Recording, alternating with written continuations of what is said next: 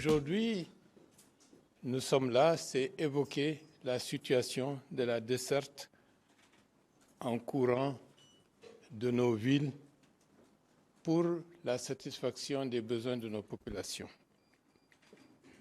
Le directeur DDG est là, le secrétaire général qui assume la responsabilité du ministère par intérim est là aussi. C'est pour qu'il soit là comme témoin et qu'il se rende compte que ce que nous disons, c'est adressé à notre peuple et à nos populations. Les événements de Kindia ont été des événements particulièrement regrettables et nous nous inclinons devant la mémoire des 2 jeunes enfants adolescents qui sont tombés. Nous prions pour le repos de leurs âmes et nous rappelons aux forces de défense et de sécurité que le maintien d'ordre est régi par des règles bien précises où on ne peut pas utiliser des armes à feu dans le cadre du maintien d'ordre. Deuxièmement, il est important que le procureur en charge de ce territoire puisse mener des enquêtes diligentes pour que les autorités à tous les niveaux puissent savoir comment cela s'est passé.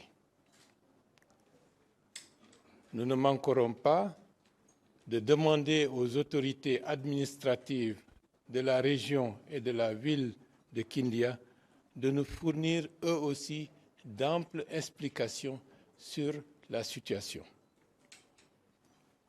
À ce sujet, nous regrettons de n'avoir pas été informés à l'avance des risques potentiels de soubresauts liés à la desserte en électricité à Kindia. Si on était informé, alerté, des dispositions idoines auraient pu être prises pour éviter que la ville de Kindia connaisse une journée relativement violente hier. Ceci dit, il faut que nos compatriotes comprennent dans quelle situation sommes-nous.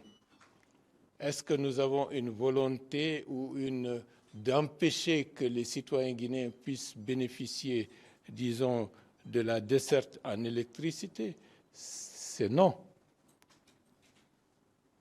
Pourquoi? Premièrement, les barrages n'ont plus suffisamment d'eau, pour différentes raisons. Et ceux qui font les voyages autour de barrages de Soapiti et de Kaleta peuvent le constater que le niveau d'eau est particulièrement bas. Continuer à utiliser cette eau, c'est prendre le risque de rendre les barrages inutilisables. Et ce serait une grave perte pour la communauté nationale et pour le patrimoine en termes d'infrastructures de notre pays. Donc, de ce point de vue, le niveau d'eau a atteint une cote d'alerte qui oblige à agir avec parcimonie jusqu'à ce que la situation puisse s'améliorer. Deuxièmement, les conséquences de l'explosion du dépôt de carburant a un effet qui impacte d'une manière ou d'une autre l'approvisionnement en carburant de l'ensemble des installations qui fonctionnent avec, que ce soit le mazout, que ce soit l'essence, que ce soit le gasoil. Donc là aussi, nous sommes impactés, indépendamment de nous tous, par cette situation qui est une véritable catastrophe nationale. Troisièmement, qui est une conséquence de tout cela, nos finances publiques subissent des pressions extrêmement importantes pour la satisfaction des besoins essentiels de la population. À titre d'exemple, pour que tous les citoyens guinéens le sachent, si par exemple l'État guinéen engrange de manière globale des recettes de 3 000 milliards de francs guinéens, tout ce montant-là est englouti dans l'électricité. Ce qui fait que nous sommes dans une situation financière particulièrement tendue. Et comme vous pouvez le constater, cela ne peut pas continuer ainsi.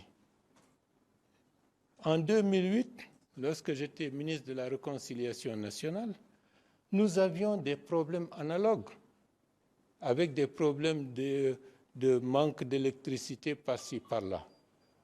En 2024, dans ma charge de Premier ministre, chef du gouvernement, on est confronté à la même situation.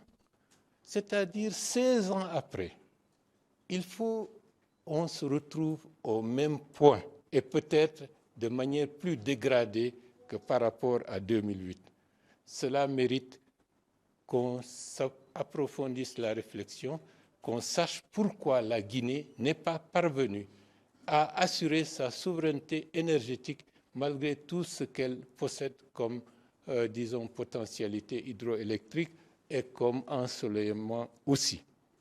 Ceci est du ressort des travaux des techniciens et des responsables du secteur de l'électricité dans notre pays. Donc, aujourd'hui, qu'est-ce que nous sommes en train de faire? Nous sommes en train de chercher dans l'urgence une solution palliative pour nous permettre d'approvisionner ou d'améliorer ou de stabiliser le peu qui existe pour que la situation ne se retrouve pas dégradée au-delà de ce qui est acceptable. Nous sommes en train d'étudier cette question. Des alternatives réalistes sont en train d'être prises en compte. Nous allons vous le dire lorsque tout sera ficelé, de manière à prendre en compte les contraintes techniques, les contraintes financières et les contraintes de délai pour que nous puissions donner une information crédible et vraie à l'ensemble de la population guinéenne et plus particulièrement à la population du Grand Conakry. Entre nous, nous aurons toujours le langage de vérité et le langage de ce qui est possible, pas le langage de ce que nous voulons, au risque d'induire nos compatriotes dans l'erreur. Nous travaillerons d'arrache-pied pour que cette période extrêmement difficile et tendue ne s'allonge pas dans le temps. Je ne vais pas donner de timing, mais je dis nuit et jour, nous sommes en train d'y travailler et nous allons chercher tous les moyens possibles et inimaginables pour que cette situation puisse trouver une solution transitoire nous permettant de vivre relativement mieux malgré les insuffisances en dessert d'électricité que nous connaissons. C'est ce que j'avais à vous dire et je vous remercie.